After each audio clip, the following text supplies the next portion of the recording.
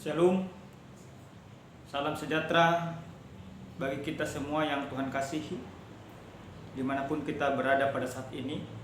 Penyertaan Tuhan kiranya menyertai Bapak Ibu yang saya kasihi dalam Kristus Yesus. Pada saat ini kita akan kembali mendengarkan kebenaran firman Tuhan, namun kita mau menyerahkan hidup kita terlebih dahulu kepada Tuhan. Kita bersatu dalam doa.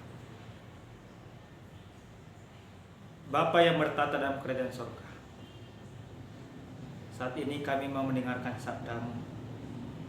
Biarlah kiranya lewat kebenaran firman-Mu ini kami semakin hidup sebagai keluarga Allah. Terima kasih Bapa. Dalam nama Yesus kami berdoa. Amin. Kebenaran firman Tuhan yang akan menyapa kita pada saat ini dalam ibadah Minggu tanggal 26 September tahun 2021 yang tertulis dari surat Paulus kepada Filemon, pasal pertama ayat 8 sampai dengan ayat ke-17. Demikian firman Tuhan. Karena itu, sekalipun di dalam Kristus aku mempunyai kebebasan penuh untuk memerintah kepadamu apa yang harus engkau lakukan. Tetapi mengingat kasih-Mu itu, lebih baik aku memintanya daripadamu.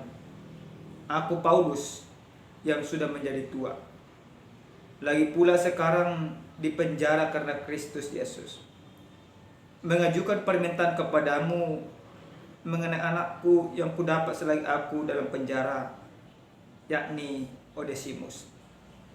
Dahulu memang dia tidak berguna bagimu, tetapi sekarang sangat berguna baik bagimu maupun bagiku.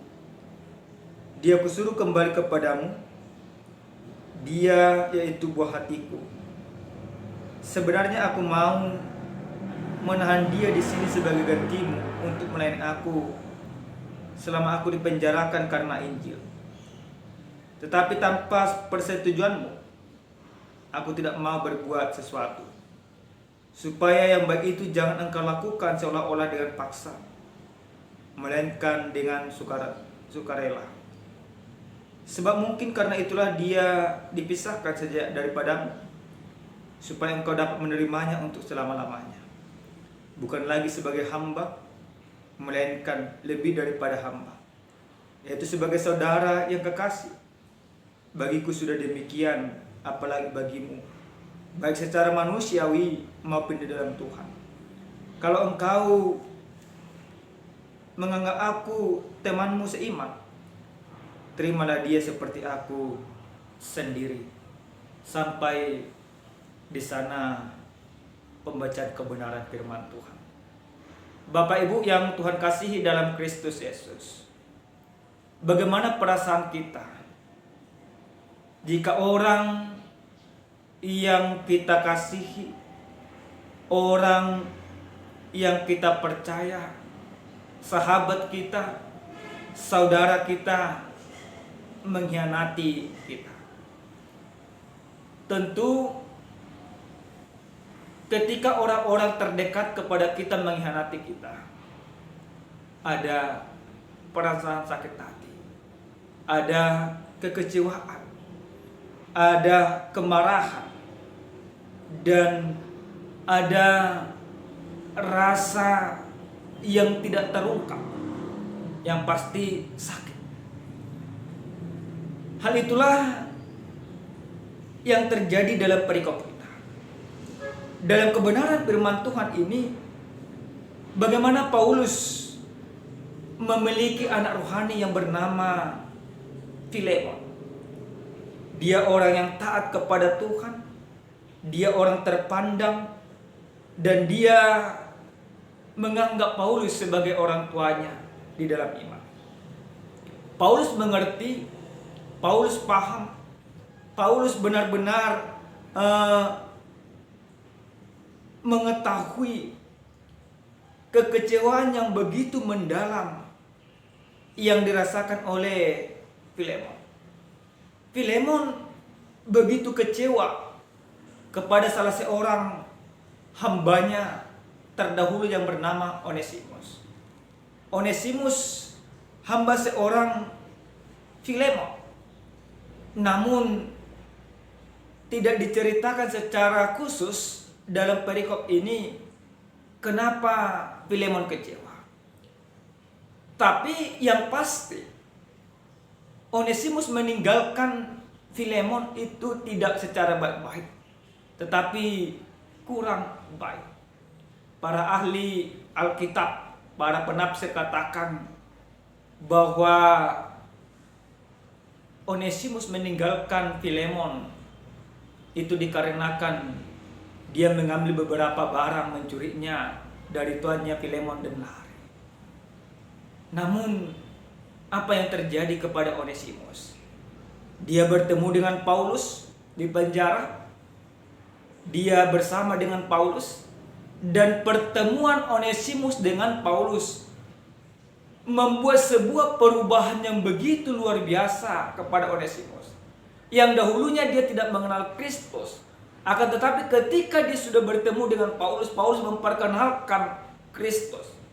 Dan Paulus juga menganggap bahwa Onesimus itu menjadi anak rohaninya, anak didiknya. Paulus mendidik Onesimus sebagaimana didikan orang Kristen, sebagaimana orang yang takut kepada Tuhan. Sehingga kehidupan Onesimus tentu berbeda dengan kehidupan sebelumnya. Bapak Ibu yang Tuhan kasihi, setelah Paulus mengetahui latar belakang daripada Onesimus dan mendidiknya, maka Paulus berniat untuk mengembalikan Onesimus kepada Filemon. Firman yang sampai kepada kita pada saat ini, bagaimana surat permohonan yang disampaikan oleh Paulus kepada Filemon. Surat permohonan yang Paulus sampaikan bagaimana supaya Filemon mampu menerima Onesimus kembali, tidak lagi sebagai seorang hamba, tetapi sebagai seorang saudara. Paulus menginginkan tidak hanya sebatas menerima, tetapi yang terpenting adalah bagaimana Filemon mau mengampuni, mau memaafkan. Sehingga dengan pengampunan dan rasa memaafkan yang akan dimiliki oleh Filemon, maka hubungan yang selama ini sudah retak, yang selama ini hubungan yang tidak baik, yang selama ini hubungan yang tidak harmonis, bahkan yang selama ini hubungan antara hamba dan Tuhan yang tidak benar, itu diinginkan oleh Paulus terjadi penerimaan dan pengampunan yang luar biasa. Bapak Ibu yang Tuhan kasih, akan tetapi hal yang menarik juga yang boleh kita lihat, Paulus sekalipun dia punya kuasa, sekalipun dia punya jalur khusus, atau bisa memaksa Filemon secara khusus untuk menerima Onesimus, namun semuanya itu tidak dipergunakan oleh Paulus. Yang dipergunakan oleh Paulus, bagaimana Filemon mau menerima dengan kerelaan hati, keterbukaan, tanpa adanya paksaan, tanpa adanya balas budi, tanpa adanya sebuah tekanan. Karena apa? Karena penerimaan yang diinginkan oleh Paulus adalah penerimaan di dalam kasih.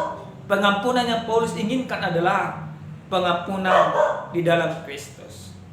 Bapak Ibu yang Tuhan kasihi dalam Kristus Yesus, hal apa yang boleh kita lihat dari kebenaran firman Tuhan ini sesuai dengan tema yang sampai kepada kita pada saat ini, dikatakan hidup sebagai keluarga Allah. Bagaimana orang yang hidup sebagai keluarga Allah? Yang pertama sekali, ketika kita katakan bahwa kita adalah keluarga Allah, berarti kita harus mampu mengampuni. Bapak Ibu, mungkin istrimu, suamimu, adikmu, kakakmu, atau siapapun itu yang selama ini menyakiti hatimu.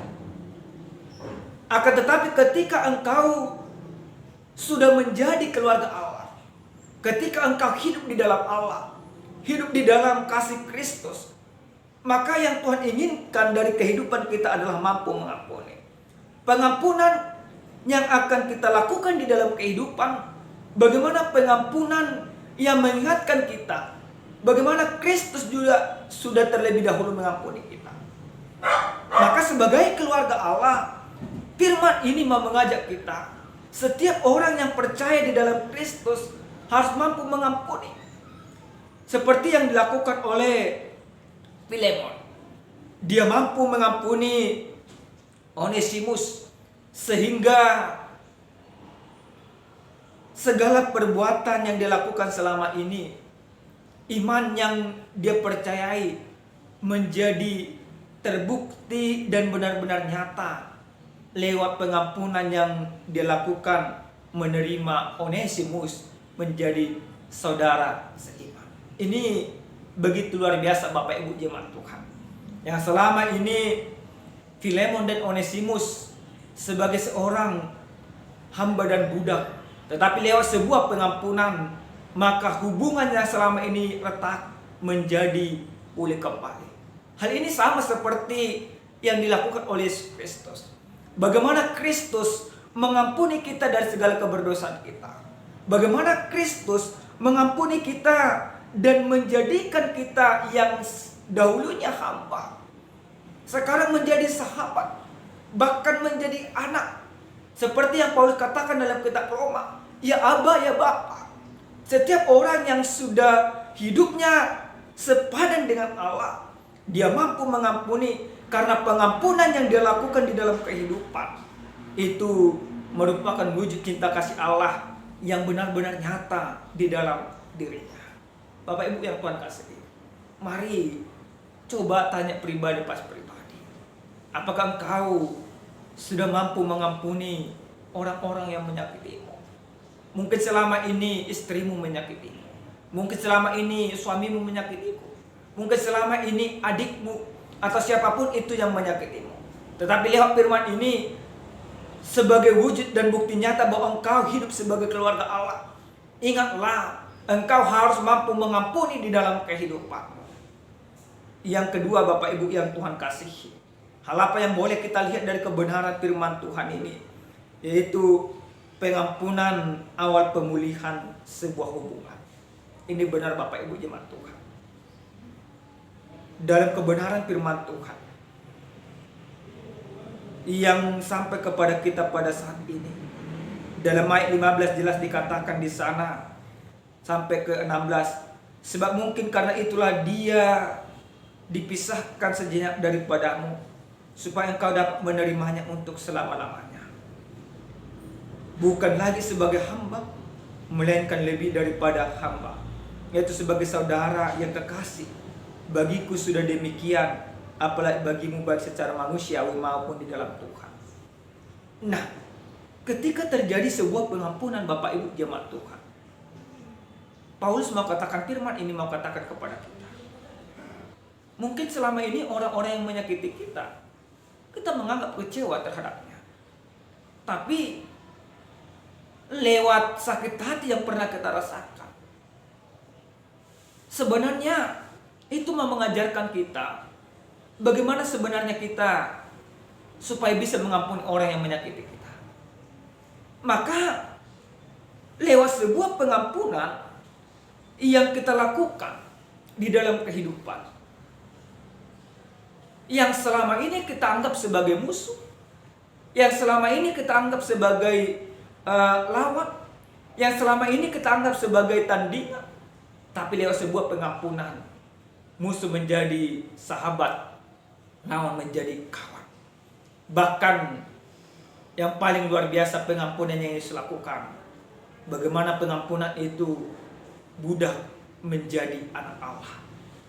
Itulah kita yang dahulunya kita budak dosa, tapi lihat pengampunan yang Yesus berikan, kita menjadi anak-anak Allah, anak-anak terang yang harus menyinarkan sinarnya, yang harus mewujudkan kebenaran di dalam kehidupan setiap saat. Yang terakhir sekali Bapak Ibu yang Tuhan kasihi, ada dua orang yang bersahabat. Suatu ketika si sahabat mempunyai seorang musuh. Yang sahabat yang satu ini benar-benar tahu kenapa dia membenci orang yang menjadi musuhnya. Itu dikarenakan banyak penipuan yang dilakukan. Ketika dua sahabat ini berpisah lama, maka suatu hari seorang sahabatnya ini menjumpai sahabat yang mempunyai musuh. Namun dia heran karena sahabatnya ini yang mempunyai musuh, dia melihat ada sebuah foto terpampang di kantornya, di ruangannya. Mereka sudah berfoto berpelukan. Lalu sahabatnya ini keheranan, kok bisa demikian? Apa yang dikatakan orang yang dulunya bermusuhan? Dia katakan, kami tidak lagi sebagai musuh, kami tidak lagi juga sebagai sahabat, tetapi kami sudah menjadi seperti saudara. Kenapa hal itu terjadi? Dikatakan sahabatnya ini, karena aku mengampuninya dan dia juga mengampuni. Nah, Bapak Ibu yang Tuhan kasih, lewat ilustrasi ini kita mau diajarkan bahwa tidak selamanya musuh itu kita jadikan musuh. Ketika kita menjadi keluarga Allah di dalam kehidupan kita, ketika firman Allah nyata di dalam hidup kita, ketika kita beriman kepada Kristus, kita harus mampu menerima orang yang menyakiti kita. Tidak hanya sebatas menerima, tetapi justru menjadikan dia menjadi saudara. Sama seperti yang dikatakan firman Tuhan bagi kita pada saat ini. Kalau engkau menganggap aku teman seiman, terimalah dia seperti aku sendiri. Paulus mau mengajarkan kepada Filemon, penerimaan yang harus dilakukan oleh Filemon bukan karena keterpaksaan, tetapi membuktikan bahwa Kristus yang sama-sama mereka imani benar-benar bekerja nyata dalam kehidupan mereka. Maka kita juga Bapak Ibu yang Tuhan kasih, haruslah demikian di dalam kehidupan. Karena kita adalah keluarga Allah, maka setiap orang yang menjadikan hidupnya sebagai keluarga Allah, tidak ada lagi yang namanya musuh, yang ada adalah saudara. Amin. Kita berdoa. Terima kasih ya Tuhan kami, buat kebaikan dan kemurahan-Mu yang Kau nyatakan bagi kami pada saat ini. Kami sudah mendengarkan sabda Tuhan. Biarlah sabda-Mu ini benar-benar hidup dalam hati kami. Terima kasih Bapa. Jadikan kami mampu mengampuni orang-orang yang menyakiti kami. Jadikan kami mampu mengampuni orang-orang yang mengecewakan kami. Karena kami percaya Engkau terlebih dahulu mengampuni kehidupan kami. Terima kasih Bapa. Dalam nama Yesus kami berdoa dan bersyukur. Amin. Shalom. Tuhan memasuk-masuk kita selalu.